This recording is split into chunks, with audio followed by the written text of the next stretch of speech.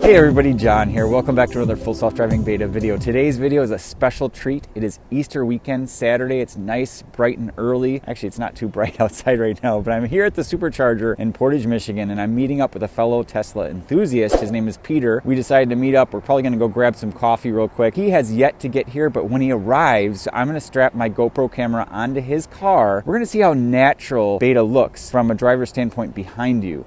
My theory, my hypothesis here is that it does look very awkward. And if I were to summarize Beta into one word, it would be awkward. We're gonna see if it really does warrant those reactions here today. We're taking off from the Supercharger. I have my Rode microphone in my car so you can hear the sounds coming from the vehicle.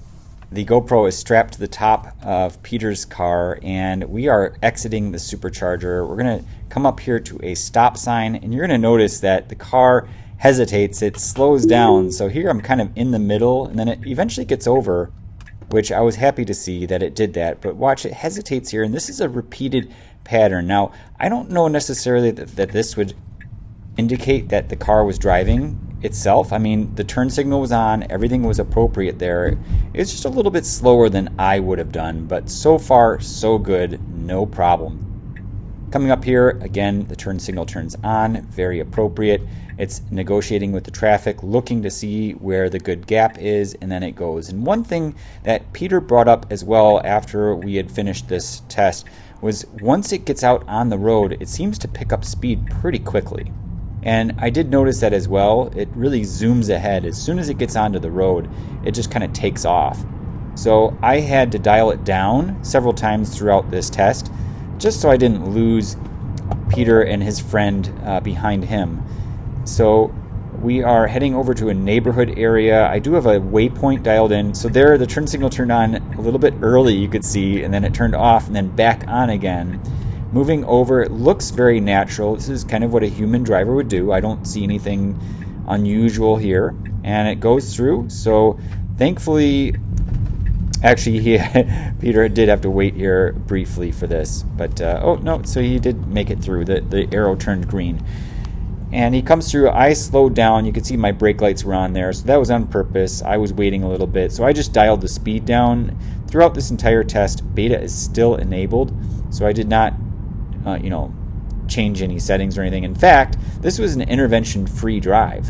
And it's pretty simple, as you can see. It's not a lot of traffic and it's not a lot of complexity. So, thankfully didn't have to disengage or intervene throughout. And for anybody that's new to the channel, an intervention counts as me stepping on the accelerator, moving the speed up and down by scrolling, by putting some pressure on the scroll wheel on the right side, just flipping that up or down to change the speed.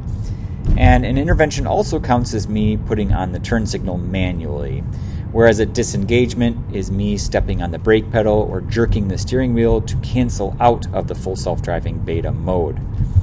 So coming through here, it's centering itself really nicely in the lane, no issues here, and we're going straight. Again, not too many issues here. We do put on the left turn signal to turn left up here after this intersection.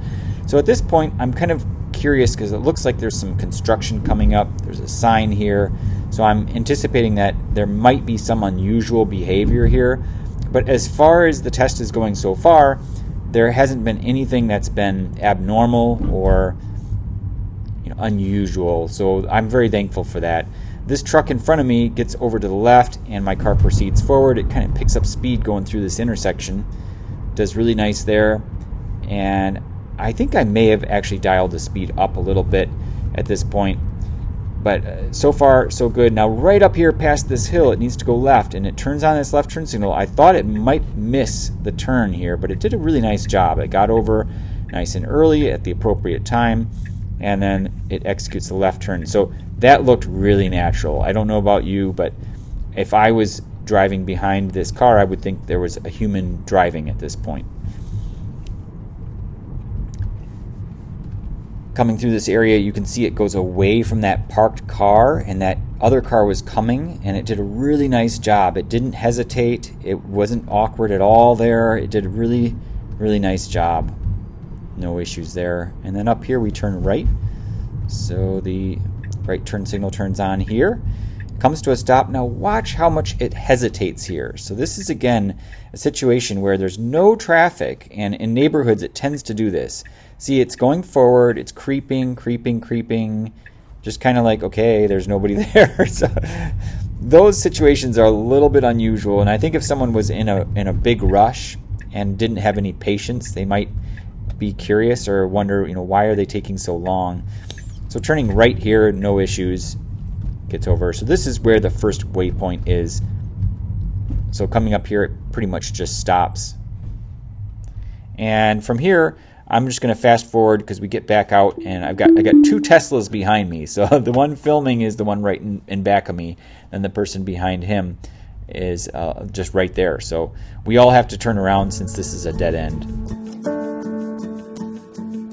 All right, so we are all set to go. So I enable beta here again, and immediately left turn signal turns on. I really like that. Just instantaneously the turn signal goes on, and it's slowing down here. And again, this is the one area that's a little bit strange. So it goes forward really slowly, really slowly. And again, there's no traffic here, so no need to do that. I was kind of chuckling a little bit to myself because it's just, a lot slower than what you would do manually. And you can see here there's quite a gap now, so my car just took off. It immediately registers, okay, this is 25 miles per hour, and then it will speed up. Look how it goes around that person really naturally. I love that. Comes up to the stop sign, and yet again, watch how much time it takes here. Slowly kind of creeping, and then going forward. So there's a little bit of a pothole there. My car went right through it, and I think there's another one coming up here as well that it just flat out went right in the middle of. And not a big deal. There it was right there. So my car just kind of plows right through those. And speed bumps too, sometimes it's hit or miss whether beta will see that there was another pothole. So Peter went around that really nicely, but my car went right in the middle of it. But a lot of times it will, it will misjudge how to go over speed bumps and other things that just make it a little bit, unnatural. Or, as you're driving as a human, those little nuances you pick up on just natively, inherently. It's instinct, basically. Now watch this. As we come up here, the road curves around, and we are going straight here. There's no turns, but watch what happens. As the car starts to go down this hill, it turns on its left turn signal right here. So this could create a mixed signal for somebody. See, it turned off, and then it turns back on again. So it's like, are they getting over? So if somebody was in the other lane, then that would have been a little bit confusing. But then it stops here. Really bizarre. Some of that behavior is unusual, I would say. And there's no need to do that. It didn't need to change lanes or anything. It just needs to go straight here.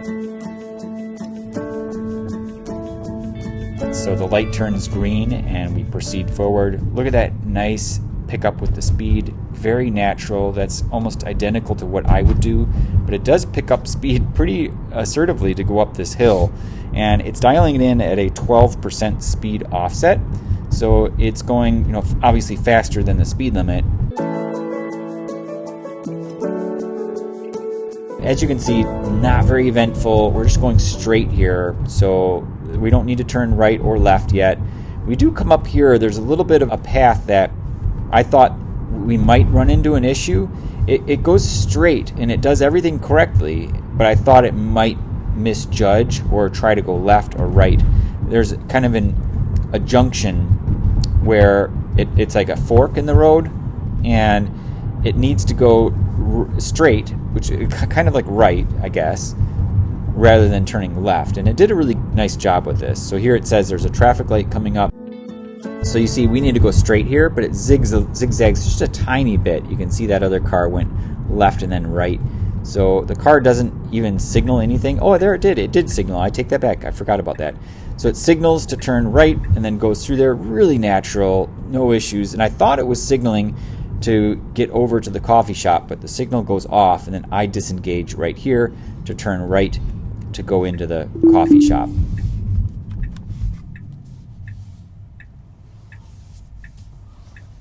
Overall, I would say that it did a very good job. Again, this was a zero intervention, zero disengagement drive. I was very pleased with it.